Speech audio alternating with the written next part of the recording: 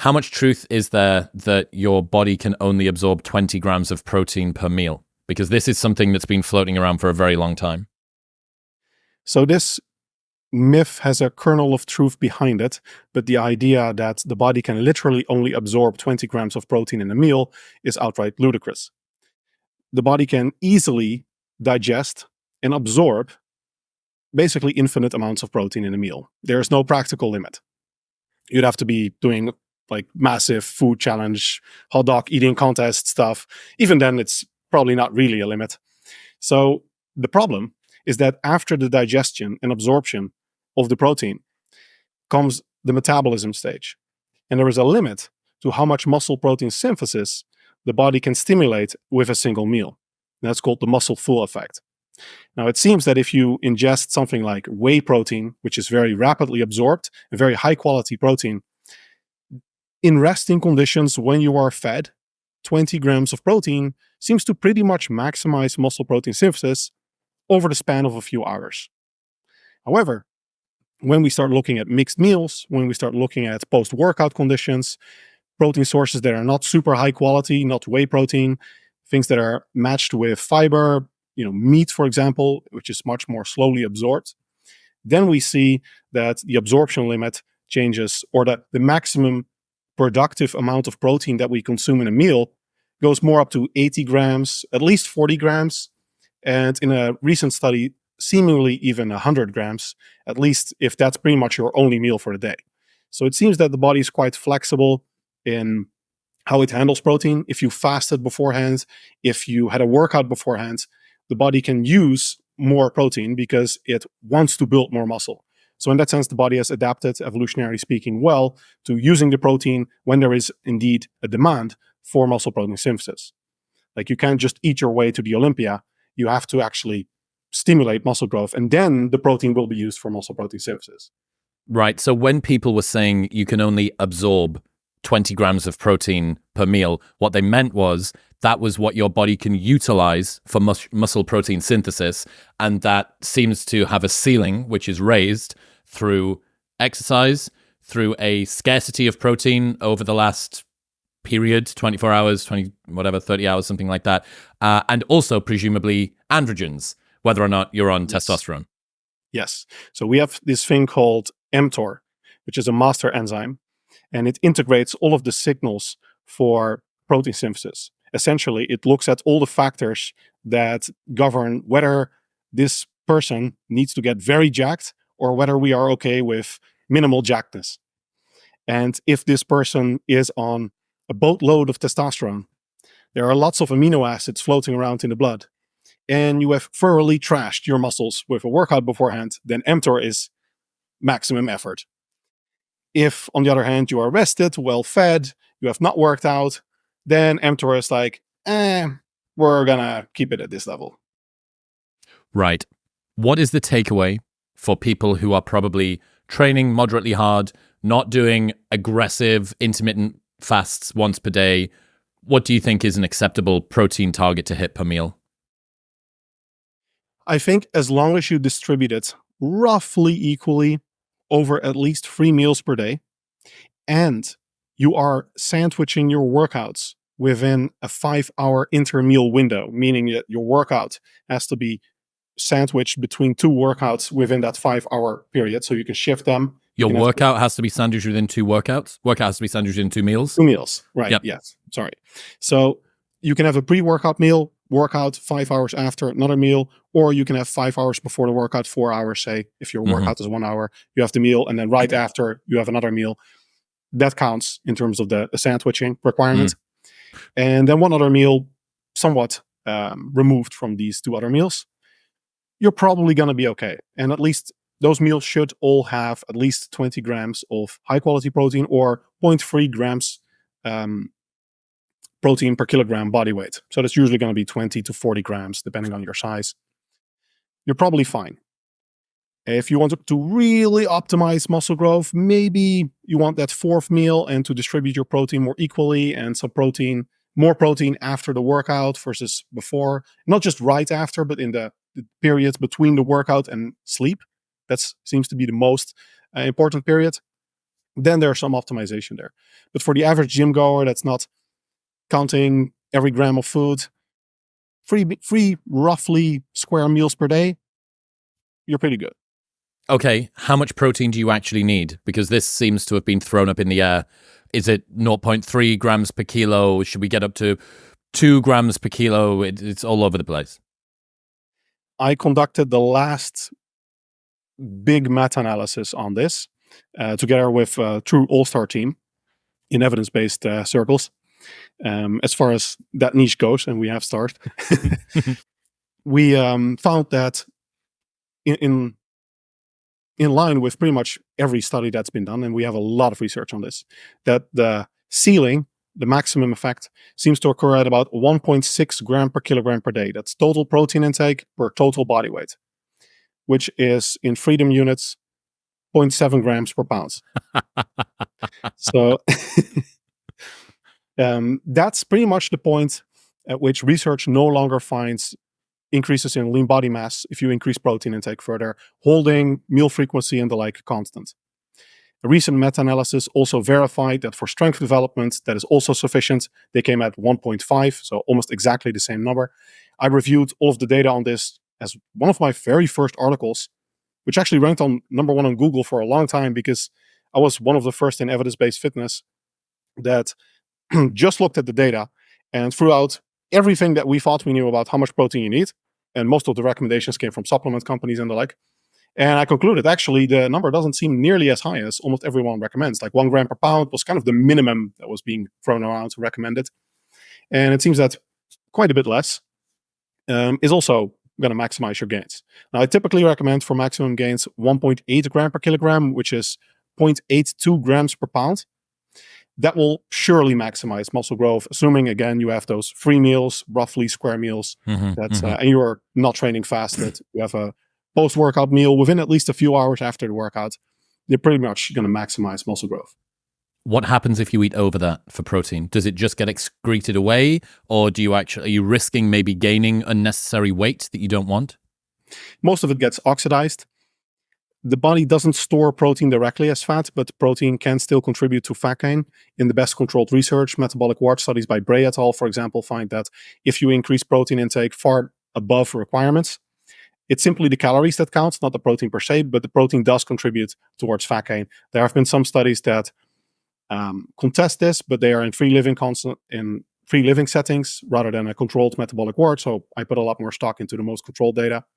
It's just practically difficult, though, to really overeat on protein, because if you go up to like 4 gram per kilogram, you get people around you do not like it. You yourself do not like it. It's just impractical. Dude, no one has ever accidentally fallen into doing more than a gram per pound. Mm-hmm.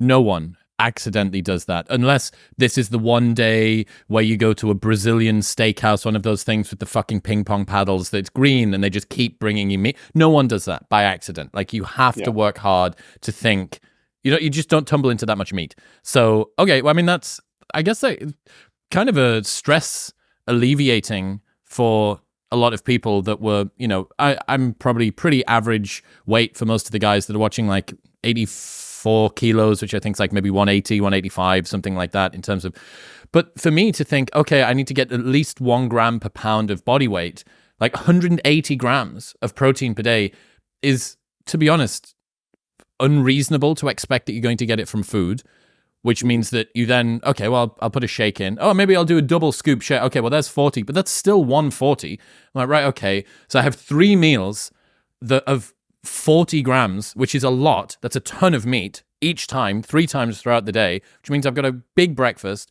and I'm still under. I'm like, right, okay, well, I better have, and then you start looking at stuff that, should I really be using this as like the basis for my nutrition, protein bars and stuff like that? So reassuring for those of us trying to hit our protein goals. It's interesting that you say that. I fully agree with that. Funny enough, when you mention this to most people that are that I would consider serious lifters, they're like, oh, it's super easy. But it's only super easy because we, as serious lifters, have pretty much revolved our whole lives around getting that protein. Oh, we've gaslit ourselves into believing Yes. that 180 grams of protein per day is an acceptable way to live a dietary life. Yeah, that's a normal, regular amount. But only, indeed, when you have set your whole life around a meal being protein. Like, we think, oh, we need a meal. And the first thing you think about is, oh, how do we get protein? And with that mindset, it's not so difficult. And the difference between 0.82 gram per pound or 1 gram per pound is not massive. But I find in practice for a lot of people, especially people that are not super hardcore about going to the gym, it makes a substantial difference. And also, it introduces some fattier foods, maybe even cheese, as potential protein sources.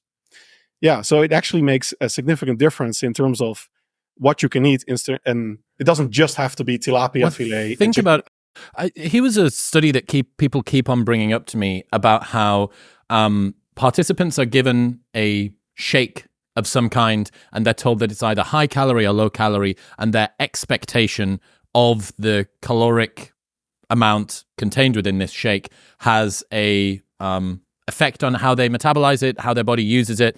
How much truth was in that study? It has a significant effect on the satiety or the satiation of the shake. It can also influence energy levels, but depending on how motivated and serious you are as a lifter, it has minimal effect on actual exercise performance and those more objective measures. So the reason that I was thinking about that was, if bodybuilders, every bro listening for the last decade has been thinking, oh, another day not hitting my protein goals, I only managed to get 160 grams of protein in per day, I have to presume that there's a little bit of cortisol that's going to get released from that. If nothing else, just the texture of your own sort of phenomenological existence is going to be like, oh God, I don't feel like I did the thing today. I didn't tick the box. I'm not feeling like as satisfied as I should be, because you have this potentially, according to science, wildly fucking unreasonable goal of 1 gram per pound of body weight. It's like, no. I think the most interesting study of placebo and nocebo effects, which is most effects that you're touching on here, right, is when they give people fake steroids. And this is a mind-blowing study. Probably wouldn't pass ethics committees anymore. It's quite old, but they gave a bunch of already well-trained lifters essentially fake Dianabol. So they told them it was steroids, like androgenic anabolic steroids were in there. In reality, it was a placebo. And the gains they got were massive. So these were well-trained lifters, and they got very serious additional gains in a span of 8 weeks. Essentially the level of what you would expect from low-dose actual steroids. Wow. So the mindset and the effect of believing that you can make greater gains, or any other... It's all in your mind. Yeah, that's huge. Stop lifting these weights. Stop going into the gym and sweating and spending all your time around men. Just believe that you can gain, and that's what you need. No, there's a book called The Expectation Effect by David Robson, and it's outstanding. My 2 favorite ones from that, gluten intolerances have 10x'd in the last sort of 30 years. Unbelievable increase. And, maybe there's more gluten in food. I'm open to that as a potential explanation. Maybe the type of metabolic sort of environment that people are in means that they're more susceptible to gluten-y problems, something like that. I don't know. Maybe it's degradation of our microbiome, or maybe it's all of the news articles telling you how bad the gluten is for you. So the researchers brought participants into the room, sit them all down, feed everybody the same meal. They tell everybody in the room that this meal's got gluten in it. There isn't gluten in the entire building. 5 minutes later, people are breaking out in hives. They're running to the toilet with diarrhea. They're vomiting. They've got inflammation. They've got headaches. They're unbalanced. They've got vertigo. No gluten in the entire building. So that was the first one. But the second one, this is the best one, and it relates to, I guess, what you do. Participants were split into 2 groups. 50% of each group had an equal proportion of people who do and don't have a particular genetic mutation that allows them to blow off CO2 more effectively. Apparently, this is not that uncommon in the population, that they tend to be more efficient breathers, basically, which is also correlated with their ability to be good at cardio. Group A, half and half, do and don't have the genetic mutation, and they're told, you do have the genetic mutation. You should be really good at this. Group B, half and half, do and don't have it. They're told, you don't have the genetic mutation. This might be a little bit tough. Shock horror, the group that was told that they did have the genetic mutation, they outperformed. Interestingly, the people who didn't have the mutation, but were told that they did, outperformed on average the people who did have the genetic mutation, but were told that they didn't. So David coined this term, which was your expectations are even more powerful than your genes in some instances. Yes, there's similar research actually on caffeine, where the effect of believing you are on caffeine is stronger than the objective effect of being on caffeine but not knowing it.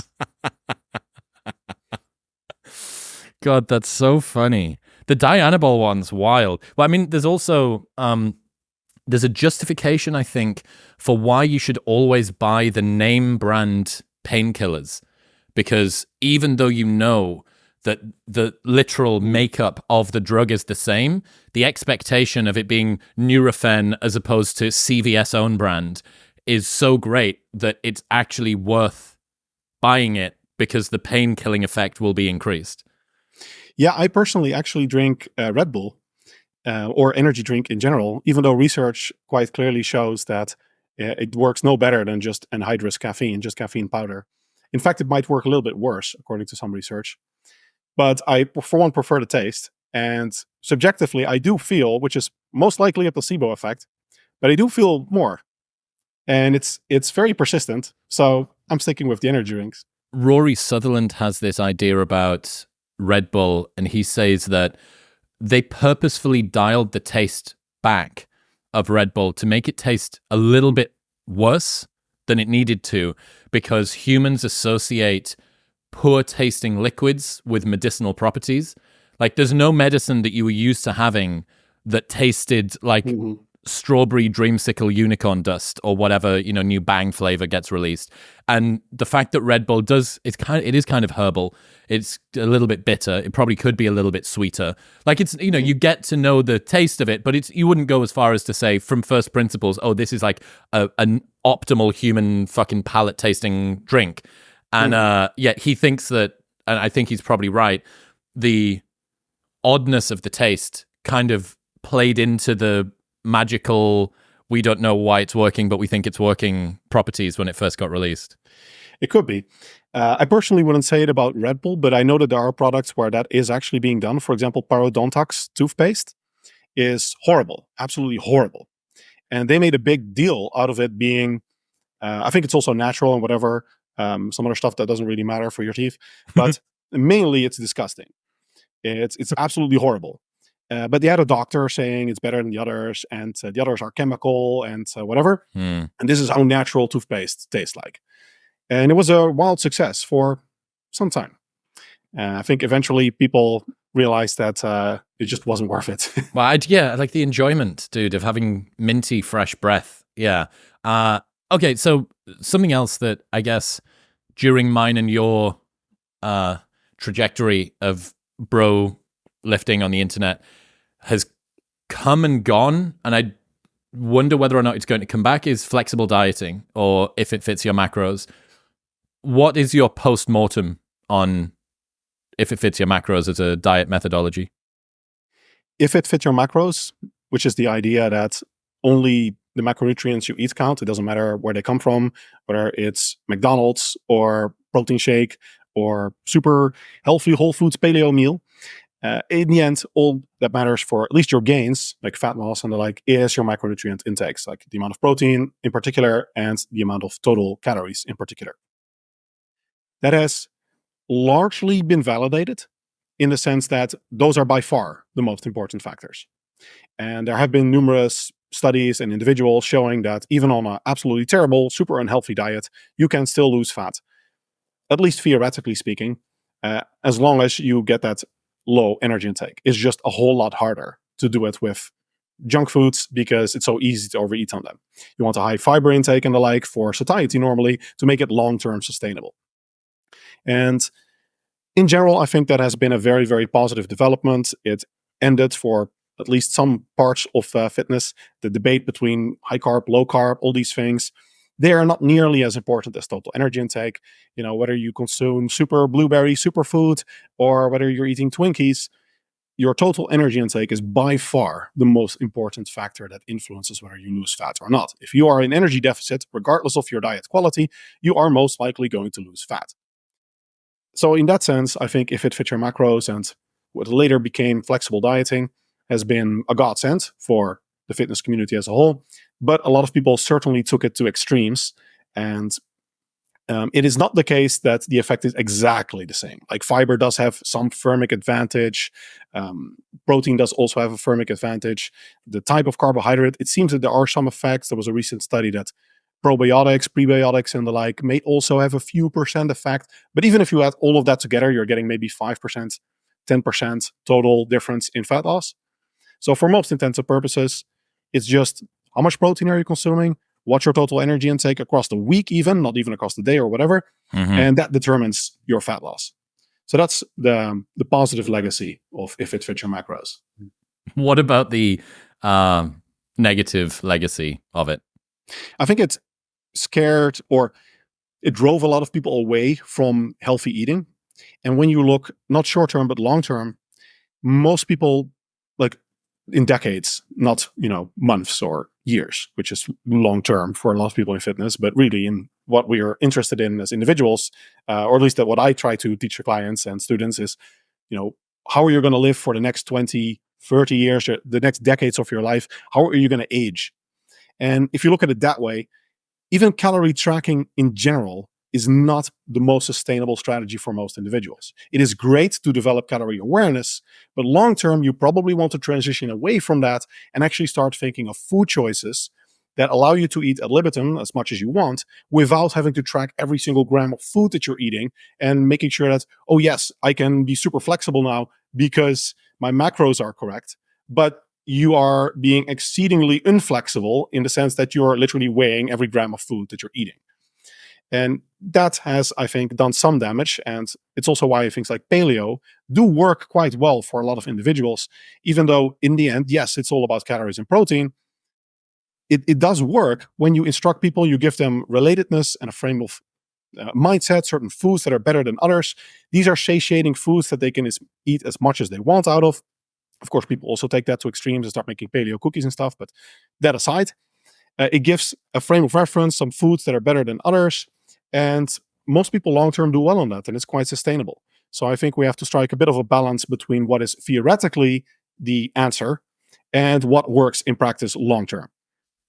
Yeah, I mean, all of me and my friends, when we found out, oh, you mean I can get shredded on Haribo? We were like, this is Haribo. It is. This is magic. You mean I can do I get to eat cheesecake and I can get leaner, but practically, it's one of those things. Fantastic, works in theory, but does it work in practice? And I just struggle with it. You're playing with fire. It's like dicking about with nuclear grade weapons, uranium, because all right, if you're going to use Haribo as part of your carb source for the day, that's fine. But it's really hard to stop eating once you've started. And you only need to go over by 3 Haribo. And that's like a non-insignificant amount of fucking sugar that you've gone over your very tight amount of calories for the day. So yes, I think it was fun. It was a fun period to be involved in, where I would have birthday cake on an evening time. Dude, carb backloading, another one. When I thought that, or skip loading, you remember that? You remember skip loading? Every Sunday I'd go to Waitrose. Oh, dude, skip loading was crazy. So skip loading was basically like carb night, but once per week. And the goal on the Sunday was to maximize as many, like half a kilo of carbs, if you could do it on a Sunday. And it was like a metabolic reset, it was so that your metabolic base rate didn't drop too low, because you were going to keep on, but just a single really fucking aggressive refeed once per week. Oh dude, so much like horse shit experimentation in my background. Okay, you mentioned caffeine earlier on. What have you learned recently about caffeine? I think that most of the effects of caffeine, in light of that earlier study that we talked about, and most research in general, suggests that caffeine is, by and large, a psychological aid. It does very little long-term. If you look at studies where people are given caffeine for a period of weeks, and you look at how much muscle they're gaining, how much fat are they losing, how much strength are they gaining, in the vast majority of research, there is no effect on those measures. Even if acutely, if you give people a boatload of caffeine, they do perform a little bit better in certain conditions. And it also seems that if you narrow it down to like which individuals respond better, it works better when you are sleep deprived, it works better in the morning, it works better in individuals that are not as well trained, which all shows that, or all trends in the direction of, if you are well rested and you are super motivated, then the effect is probably not really there. Maybe you can use a little bit of a kick in the ass, but for most individuals, it's going to be a marginal effect. And long term, it's pretty trivial. So I think people should use it that way as a psychological aid. And it's very easy to overdo it on caffeine. The main problem for a lot of individuals is that caffeine seems like magic, and therefore you can solve a lot of life's problems, including the ones created by caffeine, with more caffeine, or so it seems. And you run into this negative spiral where caffeine starts interfering with sleep quality. And the effect of that in the latest meta-analysis is present for 13 hours for the average individual if it's a good dose, some 7 hours even at a low dose. And some research even finds that a strong double espresso in the morning, like 200 milligrams caffeine, still affects objective measures of sleep quality at night, which is long after the subjective effects have waned off.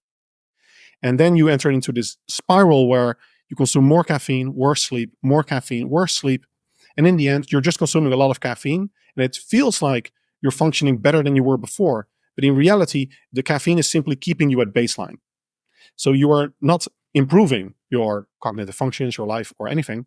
You are simply using the caffeine to be where you would be if you were well rested and not using any caffeine. Now, I'm not saying don't use any caffeine. I'm just saying it's a drug. Most people don't even realize it's a drug. Use it as a drug, not as a supplement or not as food where you just like use it just to use it. Actually see whether you get an effect out of it. Monitor if you're still getting a similar effect or if you're not getting massive tolerance. Can you function after one day without caffeine, or do you get massive headaches and are you intolerable? Those are indications. Maybe dial it back. And the good news is only a few days will resensitize your receptors to almost 100%. It's 9 days after massive tolerance. So just a few days for most individuals. That Oh, 9 days. 9 days for someone who is completely dependent on caffeine will reset them back to baseline. Mm-hmm. Wow. Yeah. So why is that so fast? Is that it's just acting so directly on the adenosine receptors, and they seem to be quite robust at kind of going back to baseline? Yeah, it is a relatively safe drug in that sense, compared to, say, heroin.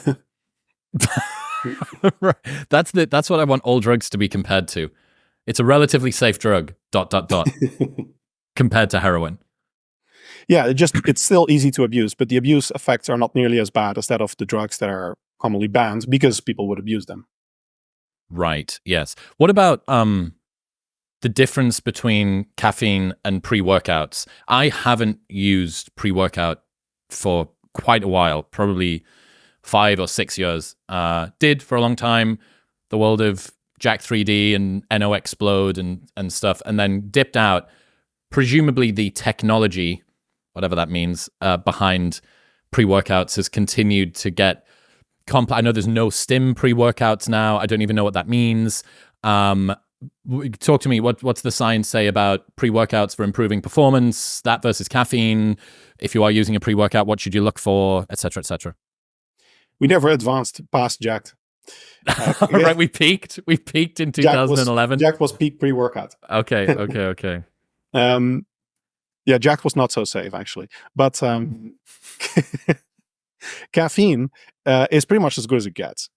And funny enough, most comparisons involving caffeine with pre-workouts find that anhydrous caffeine, which is caffeine powder or pills, works a little bit better. It also works a little bit better in at least a few studies than coffee. And it works better in at least some research than pre-workout formulations. It seems that there are some negative interactions there.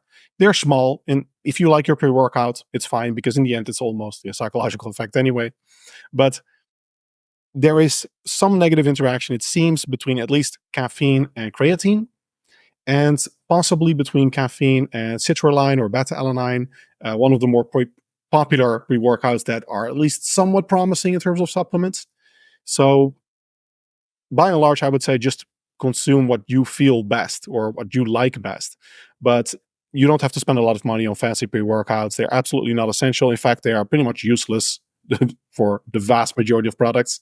So if you like your coffee, if you like your Red Bull, or if you want the theoretically best just anhydrous caffeine, I don't care about the bitterness, and I care about my wallet, then just use caffeine powder. You can dose it super accurately.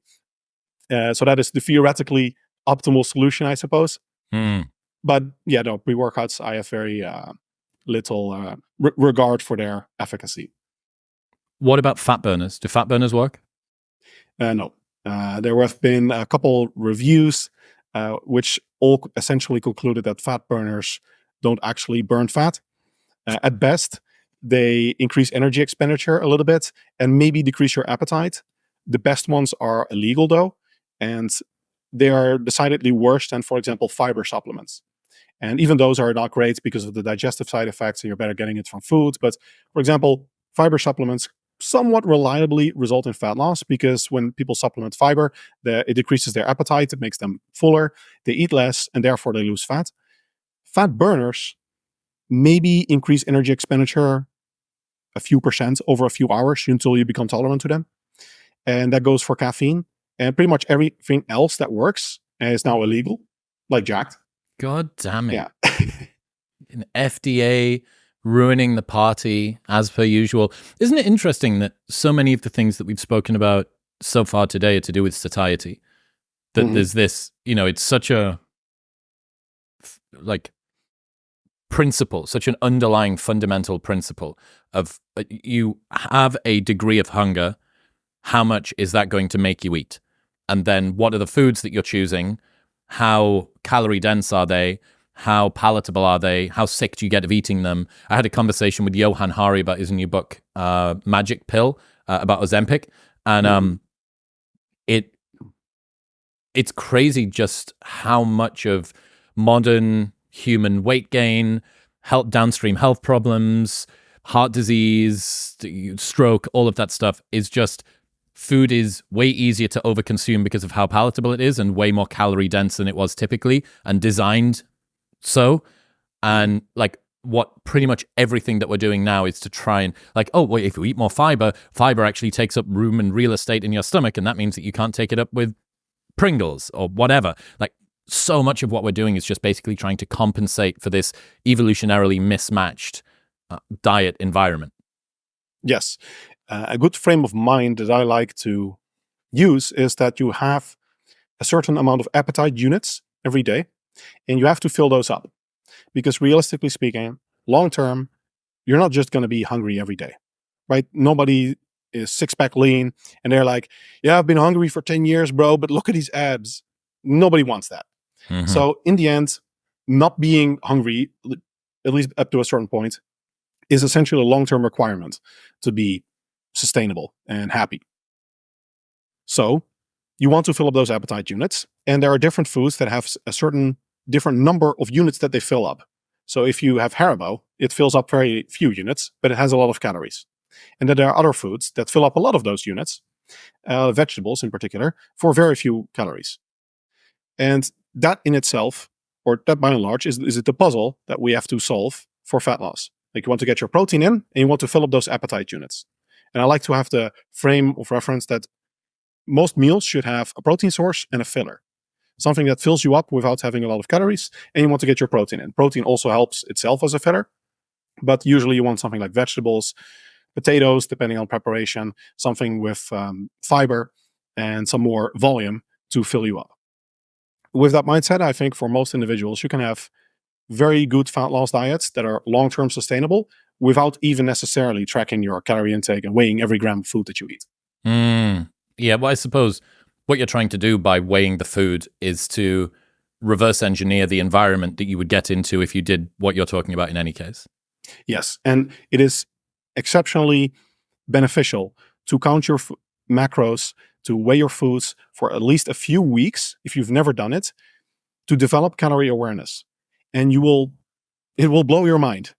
And when you have that calorie awareness, then eventually when you have created a sustainable meal plan, which is also extremely beneficial, one of the most important predictors of long-term diet success, people having a meal plan that they created that they like, which is satiating and satisfying. And when they have that, then transitioning away from counting is essentially as simple as not doing it anymore. Because when you have a fixed meal plan and you know that what you're eating, then you don't have to track it anymore because you're eating the same things anyway. Now, then you can change the portion sizes and the like a little bit, but by and large, when you found that with calorie tracking, these foods fill you up without resulting in overeating, then you don't actually have to track anymore. So tracking is a great first step to allow you long-term to transition away from tracking, because I think most individuals will not want to track their macros over the next decades of their life. Yeah, I feel like two other areas that you need to pay the price up front at some point is time blocking or some kind of sort of calendar tracking, Pomodoro technique. I need to learn the physics of how productivity works thing. I think that's important, even if you end up coming full circle around to I just do what feels good, bro, on each day, but you actually understand what deep work is, and you kind of understand that time times intensity equals work done, and so on and so forth. Like, you need to, what are the constituent parts, kind of. And the other one is, I'm a huge fan of sleep trackers, if for nothing else than to red pill you on, hey, you're not getting as much sleep as you thought you were, and it's like 70% as much sleep as you thought you were. It's way less. It's the same as you thought you were in a surplus. No, you're not. You thought you were in a deficit. No, you're not. You're in a huge surplus, like 500 calories off, because you forget about that banana that you had and that little bag of chocolate, and you got some crisps from the drawer earlier on. But yeah, with sleep, it's exactly the same thing. Well, I was in bed for 8 hours. No, you weren't. You were in bed for 7 hours 15. And of 7 hours 15, you were asleep for 6 hours 20. So you got 6 hours 20, and you told yourself you got 8. And that's just like a sniper looking down the scope of his rifle. It's an adjustment that you need to kind of really only make maybe once every couple of years to just remind yourself of, oh yeah, that thing about I don't sleep anywhere near as much as I thought. Or, oh yeah, that thing about I eat 500 calories more than my brain tells me that I did. Sleep is another one of those things where we have kind of come full circle with sleep tracking technology, where now we have all of these smartwatches and a lot of tracking devices. And before that, we just had gold standard polysomnography, which measures your brain waves and a heart rhythm and a lot of different things. And that's the gold standard. And when you really look at what the validity of all those devices is, then in the end, it aligns up pretty well with, do you wake up naturally and do you feel refreshed? If you wake up naturally and you feel refreshed, and you can do this with the Pittsburgh Sleep Quality Index or anything less informal, literally just ask yourself those questions. And if the answer is yes, then your sleep quality is probably good. And if you wake up with an alarm indeed after 6.5 hours of sleep and you're like, oh my God, no. And you're like, yeah, I had enough sleep. No, you didn't. Yeah. There's a really great study that was done where they paid people to fall asleep faster, and the control group was people who weren't paid to fall asleep, and the control group that weren't paid fell asleep more quickly than the group that were. Yes. Happiness, sleep, and productivity to an extent are extremely deceptive areas to optimize, because the process of optimization itself deters from attaining the end goal. Yes. Very odd. There needs to be a name for that, like it's inversely productive or something like that, because it is. The harder that you try to achieve these things, often the more difficult it is. And in some ways, there's very little that benefits from more cortisol.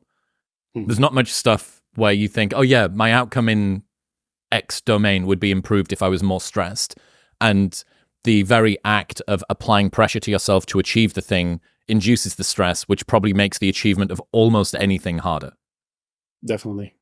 Okay, talk to me, given that we're on sleep, talk to me about the relationship between sleep, fat loss, muscle gain, beyond I want to wake up feeling rested and not like I want to shoot myself in the head.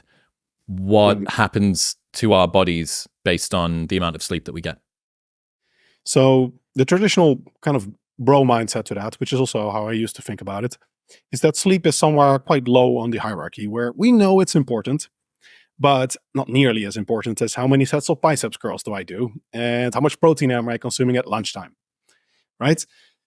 In reality, that hierarchy is completely upside down.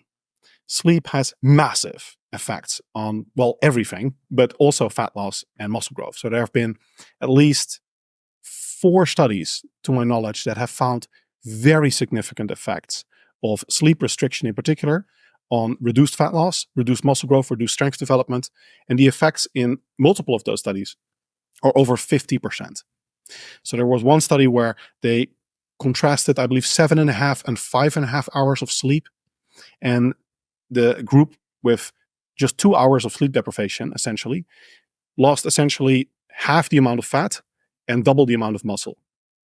So the effects on your body composition during a fat loss diet, which is how most people, or how most of the studies have looked at it, is massive. It's not on the scale of how many grams of carb do I have at lunch. It's on the scale of, am I even going to the gym?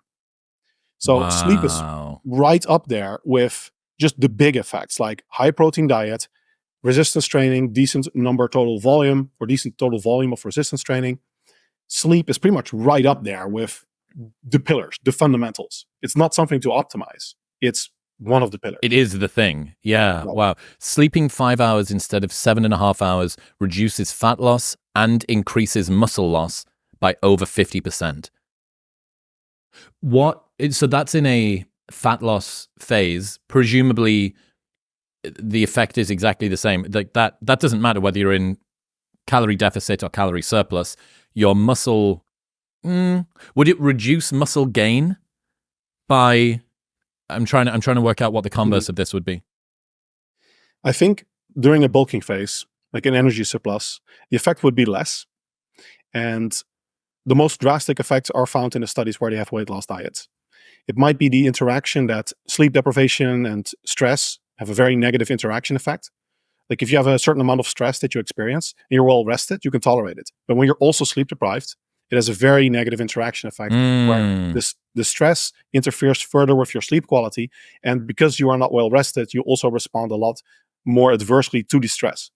And it's probably the same in this sense. But we don't have a lot of research on that, so that's largely speculative on my part. I would suspect that the effects are in significant part mediated by diet adherence, and no matter how well you try to control it in research, there's always a limit to how people actually follow the programs. Yeah, because someone who sleeps for 5 or 5.5 hours a night are more likely to overeat the next day. They're going to have a preference for salty and sugary foods. They're going to lean into more their willpower is going to be decreased. Maybe it's because the fact that they're trying to get into the gym, and even just like for like, you want 5 hours sleep versus you want 7.5 hours sleep. What's your training look like? Exactly. Your training's going to suck. So we don't need to get into the, cortisol sympathetic arousal state of your body throughout the day. It's like, hey, just your training sucks on 5 hours of sleep. Yeah, if you don't give it maximum effort, then all the optimization in the world is not going to matter. What about artificial sweeteners? Has anything new come out recently? In my view, artificial sweeteners and low-calorie sweeteners in general are, by and large, safe and very effective for fat loss. There have been multiple studies where they found that it can even help with diet adherence, and at worst, they're equal to water. So they don't stimulate blood sugar response, they don't affect your insulin. And this is not just me saying, it's actually pretty much all the big scientific institutions that agree with this, just not the media headlines, which are very keen to take a rat study where they have dosages that are the equivalent of consuming like 200 cans of Diet Coke per day. And then if you do that for the equivalent of a lifetime, then there is an increase in the number of tumors that are found in this group versus the other group. Right? So there have been numerous organizations, the European Union, FDA, that have looked at pretty much all of the popular sweeteners, especially aspartame and sucralose, and concluded that they are safe. Gut microbiome, also in most well-controlled studies, not an effect. Now, are they 100% perfectly safe for your whole life, regardless of dosage? No, definitely not regardless of dosage. And when you consume them for decades, is there potential for harm? Sure, it's still something that we have not fully researched. Like we don't have randomized controlled trials spanning 50 years. But you also have to weigh the pros with the cons. So there are potential negative health effects, maybe. Not really in the best controlled research, but at least in animal research with super high dosages and stuff. You have to weigh that with the more with the better diet adherence that you might get, with the higher satisfaction from your diet, with just the enjoyment of consuming foods that you like to eat more when they are sweeter, with the fact that maybe now you're eating vegetables instead of something with a lot more sugar, because you can sweeten the vegetables and it's now okay for you. So you have to weigh all of these positives with any potential negatives. And in that sense, I think for most individuals on practical basis, sweeteners are a net positive. If you don't want to use sweeteners, fine. But if it helps you with fat loss, and that in itself is probably going to affect your, then that in itself is probably going to more positively affect your health than any negatives of their consumption. Yes, that if the choice is between high calorie drink containing a shitload of sugar and you getting a trace amount of fucking Ace K or something, we probably take that. This was the I found it really interesting takeaway from Johan on that book about Ozempic, and he kind of created a kind of like a taxonomy, or like he stratified out people into BMIs and said anybody under BMI 27, he thinks there's no real benefit. This is largely for aesthetic reasons, and there's all of these downstream health risks that may be worrying. 27 to 35 is the gray area, in which where he said, it really depends on kind of what you're trying to achieve, because you're going to discriminate, it seems, more muscle loss than fat loss by using Ozempic. You get Ozempic face, which is this sort of new trend that's going around. He said over 35, consult your doctor, blah, blah, blah, blah, blah. But I think that the risks of Ozempic seem to be less than the risk of you being a BMI of 37. Or something like that. And I think that looking at, this sort of cost benefit analysis, even when it comes to artificial sweeteners, like what's the alternative? If you are someone with a sweet tooth and you need to put something away to satiate that desire on a regular basis, the choice between, how many, it's like 250 calories, probably 40 grams of sugar in a normal Coke, something like that. It's usually like 50 calories per 100 milliliters, most soft drink products. Okay, yeah, so not far off. What about how effective are artificial sweeteners at satiating our desire for sweet stuff? Because there's an argument to be made that you're conditioning your palate to like sweet things, and by having your Zevia during the day, you're then going to relapse with cheesecake on a nighttime. Is there anything to do with that? There is something there, but it's not different between sweeteners and any other sweet food. So sweeteners don't hijack any of the systems in your brain or anything like that. They can be very sweet, of course.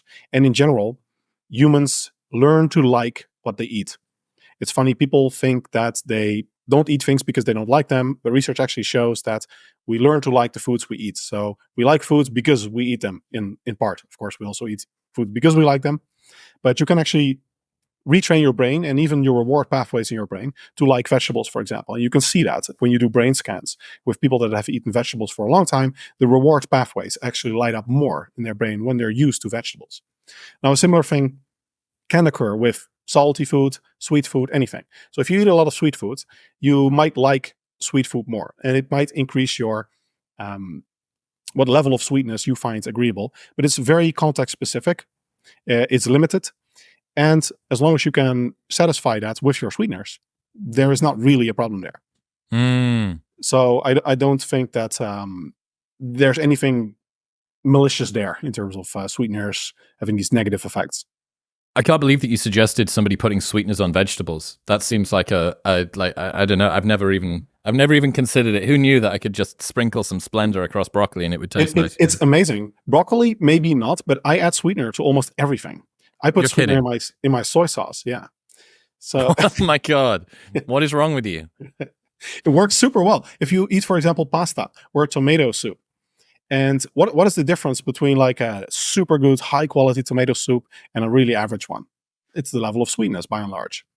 So, and I've actually tested this with individuals. If you give them like canned tomatoes with a little bit of sucralose, they'll be like, that is good. And then you can tell them like, yeah, fresh from Italy, best tomato quality. I doubt many people will tell the difference between higher quality tomatoes that are naturally sweeter versus cheaper ones with a little bit of sucralose in it. Wow. I didn't realize everybody that comes around to your house for dinner is now going to know that they're being cooked by Splendor. You're just secretly lining up Splendor in the kitchen and they don't know. Okay, one of the other areas that I've been pretty interested in recently is high protein versus low protein for longevity. There's a whole bunch of people, many of whom have been on the show, Brian Johnson, Rich Roll, Peter Diamandis, all of whom are concerned about mTOR activation and the amount of protein that you're having. And how definitively, in your opinion, can the science tell us the outcomes of high protein versus low protein diets when it comes to, let's say, health span? I'm personally not very concerned about that. And again, it's a consideration of pros and cons because we know that there are decisive health benefits of high protein diets in fighting sarcopenia, in reducing diabetes, and a lot of positive effects. So these have to be weighed against any potential negative effect. And I think the concerns with mTOR and the like are generally overblown. Most of the best controlled long-term trials and cross-sectional studies, so epidemiological research, they do not find that protein intake has a significant relationship with all-cause mortality. And there are health benefits. So that would suggest that there's also no effect on longevity. The research on mTOR and the like is somewhat concerning in the lab, but we have to weigh that against the tissue-specific effects that we get in real life. So just like muscle tissue, just like you cannot eat your way to the Olympia with more protein, the same is true for mTOR activation in other tissues. You cannot just eat more protein and enlarge your heart, for example. Right? Fortunately, it doesn't work that way. So it's also not the case that just eating more protein, everything's just going to get bigger and you're going to get tumors everywhere and you're going to get cancer. Right? So the fact that you get mTOR activation in muscle tissue, nobody gets muscle cancer. So that's by and large not a concern. Bicep cancer. Yeah. That's what everyone's worried about. Yeah.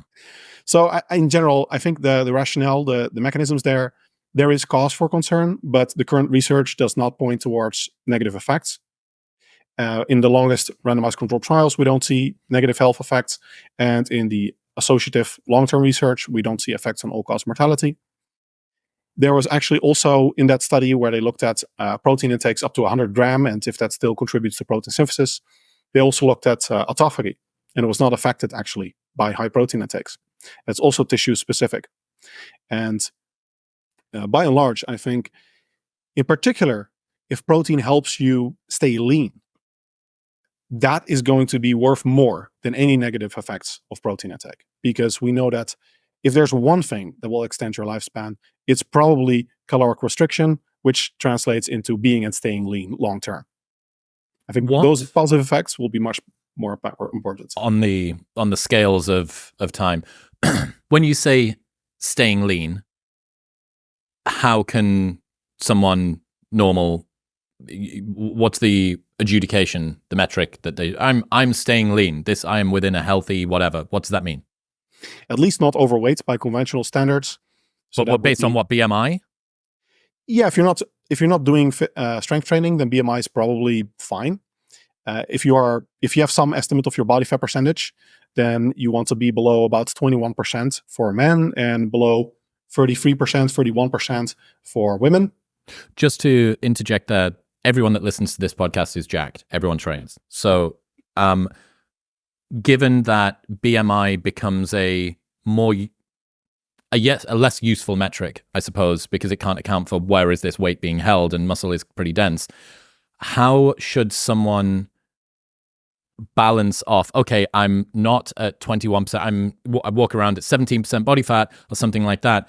Is there still a consideration? Would you still have a particular consideration when it comes to BMI, the total amount of stress on your system from holding weight? I don't know how many people are going to be high BMI, 17% at like getting into this realm, but there may be some mass monsters listening that would be interested. That's a very good question. For body fat, it seems pretty much that lower is better for most health markers up to the levels where people don't go anyway because it's unsustainable. For muscle growth, most of the research is only positive. So in that sense, you would think bodybuilders are going to be insanely healthy, at least the natural ones, because they're jacked and they're super lean. However, there is something to be said about having very high body mass, putting stress on the heart. There is ventricular hypertrophy. You are lugging around a lot of meat, and it does put strain on the tissues, so maybe the engine burns up quicker. But it also adapts. Like we know with loading of the spine, for example, that powerlifters lift loads that untrained individuals would not be able to without basically shattering their whole spine apart. And the spine adapts. It can learn to tolerate those loads. And the heart is also very adaptive. And that's the driver of the cardiovascular health. So in that sense, I'm also not super concerned, especially not when we're talking about natural ranges.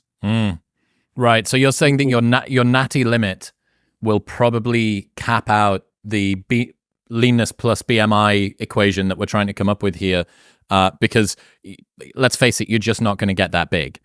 Right. You're not going to be a Ronnie Coleman.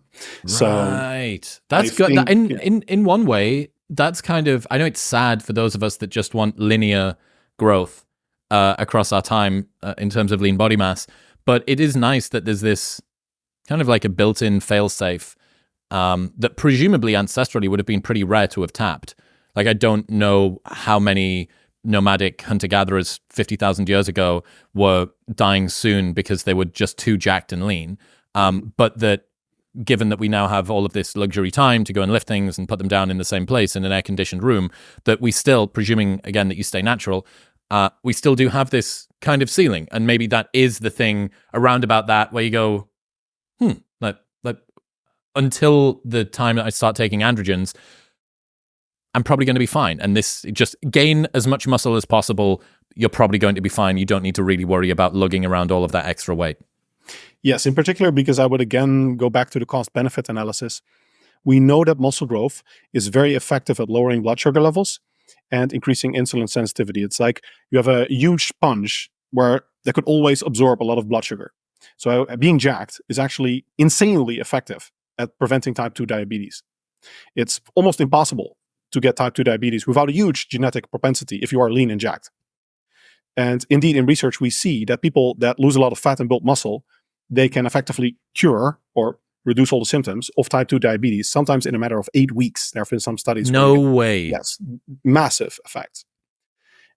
Because again, it's both of those things, fat loss and muscle growth, are both exceptionally effective at reducing fasting blood sugar levels and improving insulin sensitivity. That is not just a concern for diabetes, because, and it's also why diabetes is such a big problem. Blood sugar levels, or your average blood sugar exposure and your insulin sensitivity, are quite strongly associated with your chronic or your systemic level of inflammation. And that in turn is associated with pretty much every health predicament there is. So everything that the path for you is pretty much associated with systemic inflammation, all the leading causes of death. And because of that positive effect on insulin sensitivity and thereby on reducing your systemic inflammation level, I think that the effects of muscle mass, again, in line with most of the research that we have, are positive up to the natty max. Now, maybe there is research, we don't have a lot of research on super jack guys, but again, sticking with what we know, it's probably positive.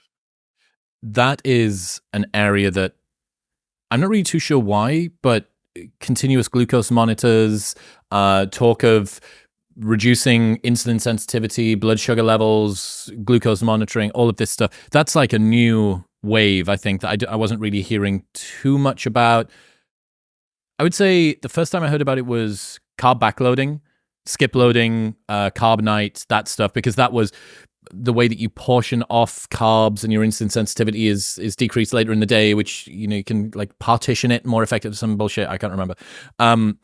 But this is now, it's a big deal. You've got like Karen, mother of 2.5 golden retrievers, wearing a CGM.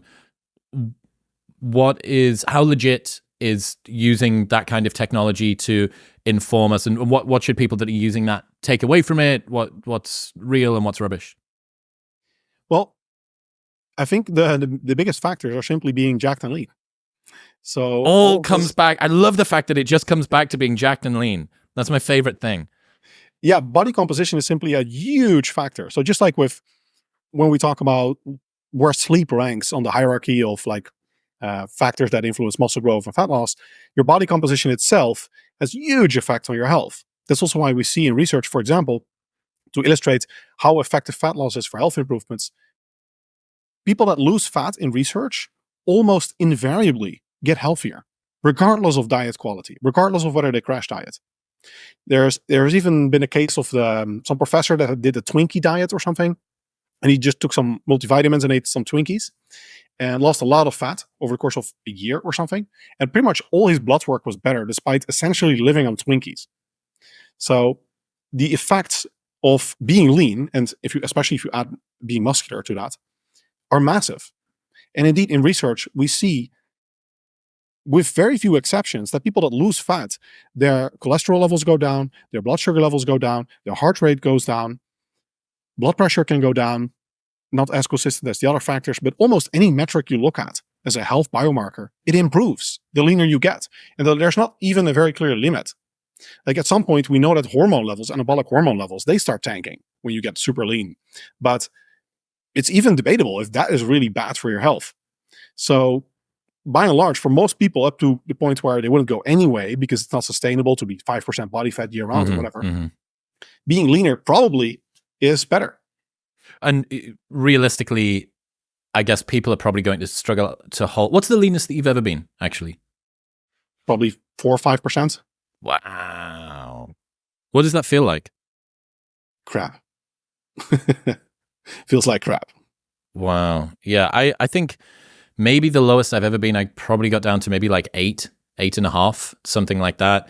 And I didn't actually feel that bad day to day, but just the process of getting there to me was so miserable. My body seems to want to sit at maybe like between 12 and 15, and it's sweet doing that. And I can be training or not, I can be active or not, I can be eating well or not, and it kind of just fluctuates around about there.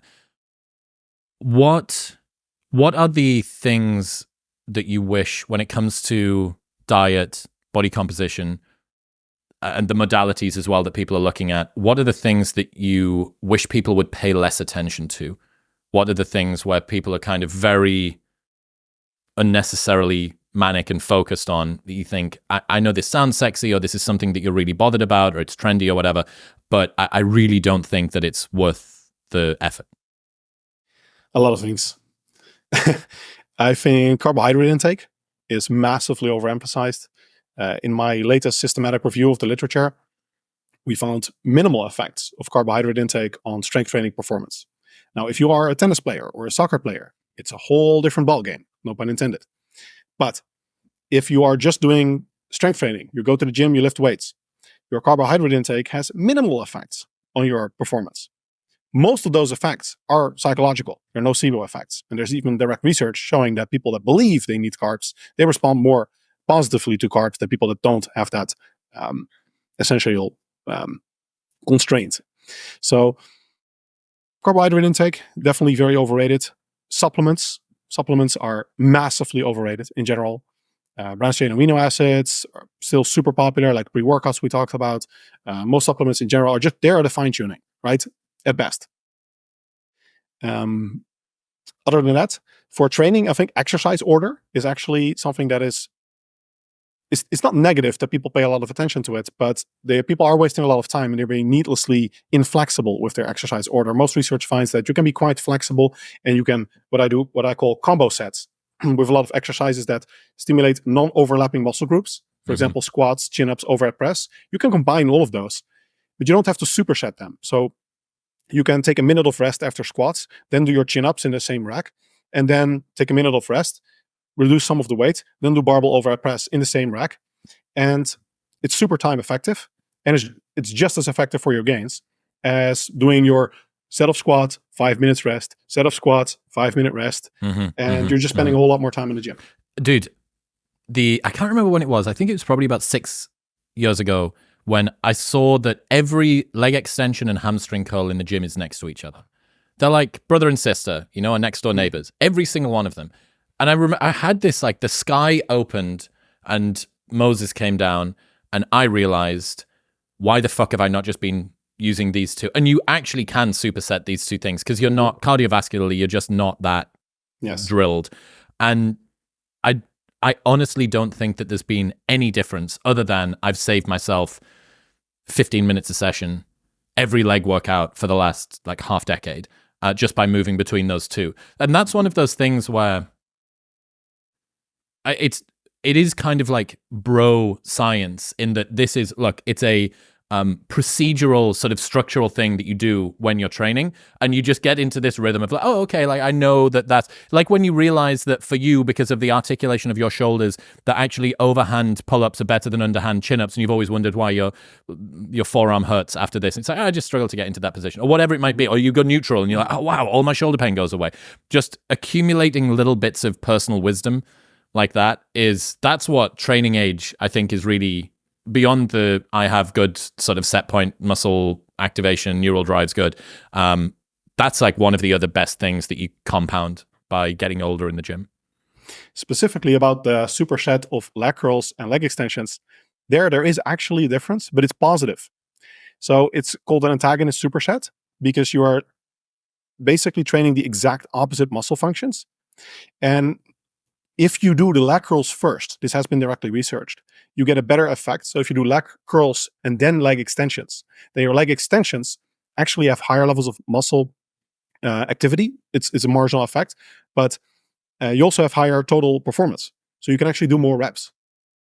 And that's probably just more mechanical tension, which should lead to more muscle growth. So you not only do you save time, you actually increase your performance. That's why they put them next to each other in the gym. One other thing that I've been sort of considering today as we talk about artificial sweeteners and continuous glucose monitors and the timing of your pre-workout shake and whether it's grass-fed or whatever, how do people that are super obsessed with the small details of training and diet usually pan out as far as getting fitness results goes? You mean how effective obsession is for fitness results? Yeah, the focusing on the small details of, because a lot of the people want to. I want to optimize. I want to see all of the things under a really close-up microscope, and I want to get it all right. Have you got any idea whether or not the people that, like the guy on the left of the midwit meme, like the dude with the Neanderthal brow that's like, I just lift heavy weight and eat meat. Is it like the dude on the left or the dude in the middle or the right? Who does best? It's hard to say on average because you would have to disentangle motivation and obsession. So there are certainly a lot of people that are massive overanalyzers.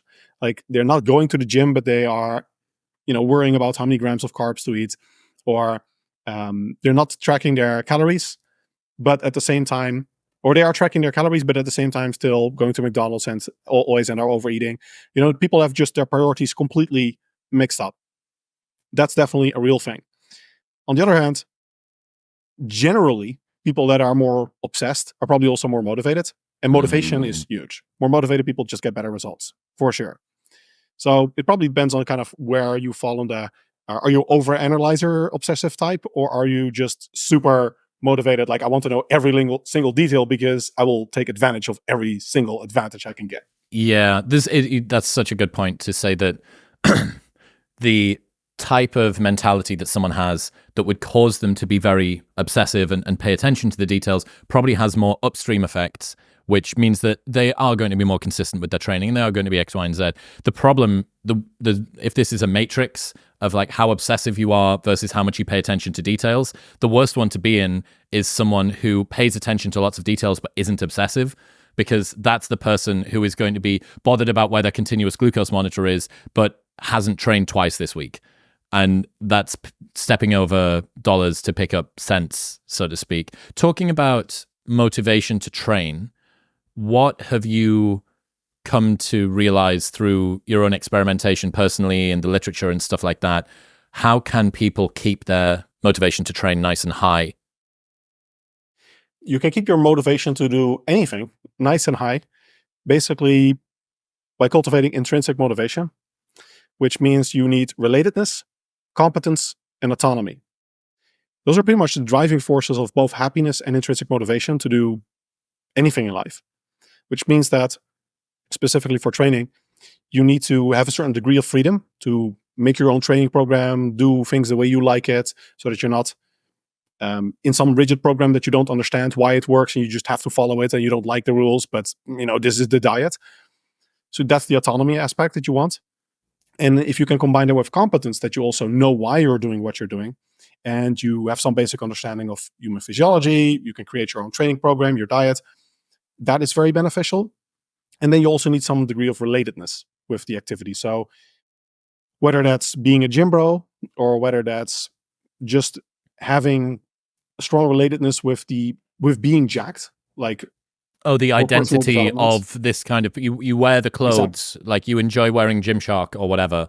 Yes. Right. Okay. That's interesting. I thought when you said relatedness, I thought a community of people, but I suppose this would be a part of that. That Like too. if you're someone who considers your identity to be wrapped up in your fitness and training, you're likely to hang around with people whose identity is also wrapped up in it, which presumably is a positive flywheel. CrossFit does it exceptionally well, cultivating relatedness to training, because it's not just that you go to the gym and you exchange your time and effort for muscle growth. No, you are part of a community. You are also following a certain type of diet. You are part of a tribe. You are not just doing your workouts. You are doing their special workouts You have with a all the other language, people. you have a Exactly. way The to language. dress. Yeah. Yeah, that's funny. What was that study you posted about talking to yourself making you stronger? So there are a lot of ways to motivate yourself, and most of them are effective, including talking to yourself. So you can do it internally, or you can actually do it out loud, depending on what your personal preference is. But if you kind of hype yourself up, then and you tell yourself like, I can do this, or you visualize that you are actually doing it, that's also very effective. Those things do actually increase motivation and can help you, set that PR or give it maximum effort for your next set, especially exercises like squats, which have a high kind of anxiety component if you want to perform well. Mhm. So pretty much whatever floats your boat is my conclusion in terms of getting yourself riled up is effective and can therefore be good to implement. Have you ever applied that motivation formula to other areas of your life? Wanting to become smarter or wanting to learn something or become more proficient at a hobby or a job or get a partner or anything like that. Have you ever tried to use that same formula effectively in different domains of your life? I'm personally very bad at that. I consider myself a reasonably rational individual, which means I have great difficulty with all of these positive psychology tricks. I always feel like I'm just fooling myself and like it doesn't work. But I know from research that it does work. And it doesn't actually depend that much on your personality. So I'm in this difficult spot where I'm not doing things that I know work because I just feel weird doing them.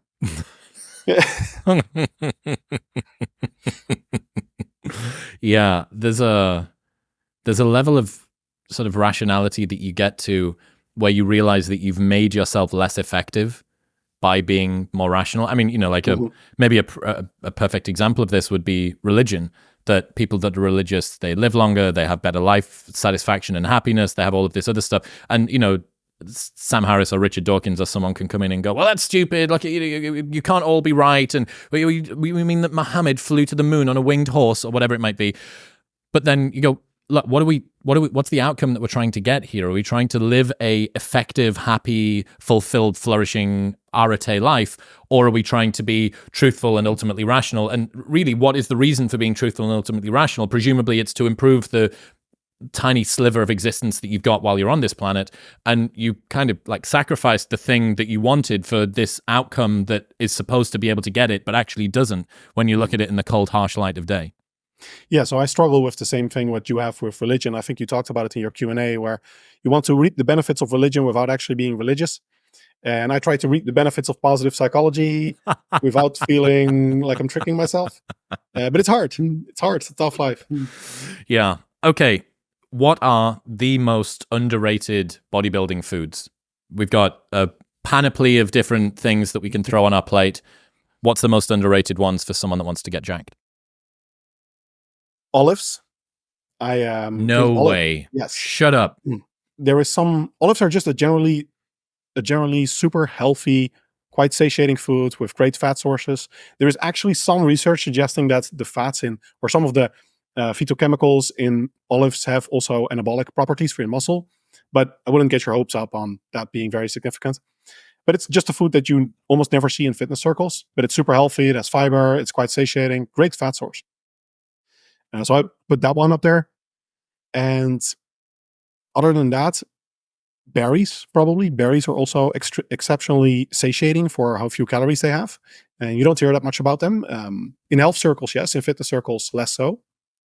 And then I would probably list Pangasius filet as also very underrated.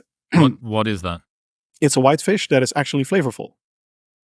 So unlike tilapia or cod or whatever, which just tastes like nothing, like seawater, Pangasius is only marginally more fatty with 3 to 5% fat per 100 grams, or 3 to 5 grams per 100 grams.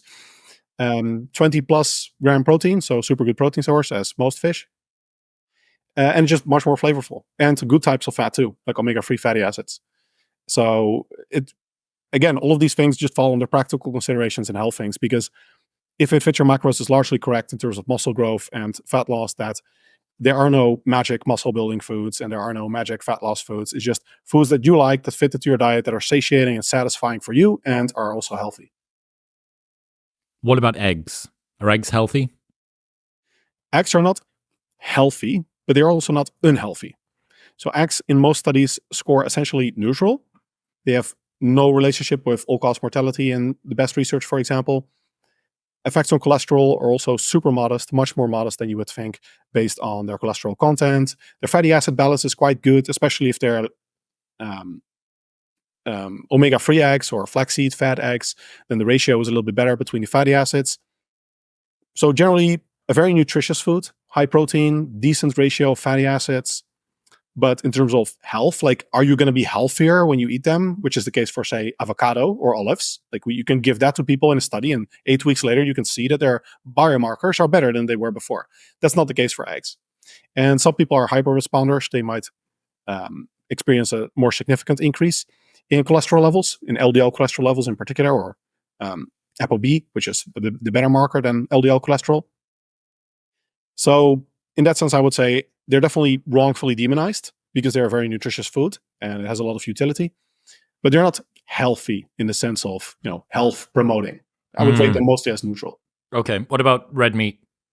Similar ballpark. Right. The latest meta-review of meta-reviews found essentially no effect. There's a lot of research on red meat. It dwarfs the whole exercise science field. Makes me very envious when I look at research on eggs or red meat, and I'm like, I wish we had like 10% of this for exercise science. No, just study after study after study. Unfortunately, most of them are really poor, but still, mostly neutral effects. Again, very nutritious food. So it's healthy in the sense of having a lot of good nutrients, a lot of protein, but not healthy in the sense of when I eat this, I can see that my blood biomarkers improve in a span of weeks, but also not unhealthy and definitely wrongfully demonized in that sense, especially when you consume it in moderation and it's not processed red meat. How much magic is in liver? Very nutritious, very, very nutritious. So in the sense of nutrient indices, liver scores off the charts on a lot of indices, not just liver, also kidney. Most organ meats score very well. But again, I don't think that you will see objective improvements in your longevity or any health biomarkers when you consume a lot of it, unless you were, for example, iron deficient. And liver is a particularly convenient and rapid way to correct that deficiency. It's so interesting, man. Looking from the outside as someone that I don't really care about what camp I'm a part of. I've been non-monogamous with my diet approach, and even within my non-monogamy, I'm non-monogamous. I don't even stick to diets all that much. But the level of vehement tribal adherence and how aggressive people get. Have you got any idea or theory as to why diet is and nutrition is such a battleground for this semi-religious existential war between different tribes? I do. I believe that as a society, we have become less materialistic due to the digitalization of our society and further increased welfare levels, making it less important whether you have Prada, I don't even know what they make, shoes or bracelets or whatever, but whatever. If you have Gucci or just generic type clothing, that used to be a big driver of socioeconomic status. But these days, it's more about what you say, because you also don't have to do things anymore because it's mostly online now. So it's just what you post and what it seems like that you may be doing in life. So things that signal your identity in some way which you can display on especially social media, are a lot more important indicators of your identity now than they were before, because it's less about material goods, it's less about what you actually do, it's more about social media, what you portray. That's why what we are currently, whether you consume Starbucks now is all about whether they support Israel or not. And just like it's not so important anymore whether the diet is right for you, whether it's healthy. Now it's about, am I a carnivore or am I a vegan? Because, do you care about the environment and do you care about animal welfare? And these things have suddenly become very intertwined with fitness, making it kind of confusing at first glance that a lot of people are now suddenly extremely invested in how many grams of carbs they eat or whether the diet is ketogenic or not. Whereas before that was simply a utilitarian consideration, like what diet suits my needs for dietary purposes. Suddenly these days, it has become a lot more of an identity indicator, which is far more important for our emotional welfare than, what type of, it's the equivalent of, for our training, for example, is nobody cares whether you use a dumbbell or a barbell for your identity. But maybe we'll get to the point that even that matters. Oh God. Well, I mean, there was a period for a while of free weight versus machine. That was kind of an equivalent, right? Yeah, there is, but that's niche, that because if you tell that to the average individual on the street, they're just like, what do you mean? Yeah, exactly. Yeah. But within the niche of strength training individuals and evidence-based fitness, it's like you have the natural lifters, the enhanced lifters, the people that are free weights, and people that are strong versus people that just lift for aesthetic purposes. There's that, but diet is definitely on a whole different level these days. Yeah, I think that's probably a pretty good reason for it, that you self-brand through your diet. It says something to the world about who you are or what you are or what people should expect of you. I think another element of it, this is my bro science example, was your diet is in some way supposed to be upstream from your longevity. And by attacking somebody else's diet, what you're basically doing is reminding them of their impending death. That, it's death denialism to say that going vegan or going keto or going carnivore or whatever, focusing on protein or whatever, muscle-centric medicine, all of these things are, I am going to live longer because of this thing that I do. And implicit in the not all religions can be right because they contradict each other, not all diets can be right, whatever that even means, because they contradict each other. And implicit in me saying that my diet is optimal is me saying that your diet is suboptimal. And the downstream effect of that is you're going to die sooner. I'm going to still be here. Yeah, that's interesting. There's a lot of psychology about mortality and how that affects a lot of the things we do or our thoughts about mortality. But I'm not up to date on that literature. Yeah, it's an interesting one.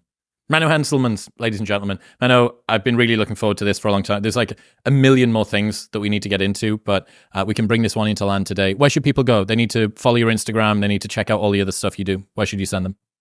For your listeners, probably best is my Spotify and YouTube. I'm very active there these days. And yeah, my Instagram is also doing quite well at menno.henselmans. And you can also go to my website, mennohenselmans.com. And my newsletter will provide you with like a tour of my most popular contents for those that are new to my contents. Hell yeah, dude. I appreciate you. Thank you. Likewise. If you enjoyed that episode, you will love a selection of the best clips from the podcast over the last couple of months, and it's available right here.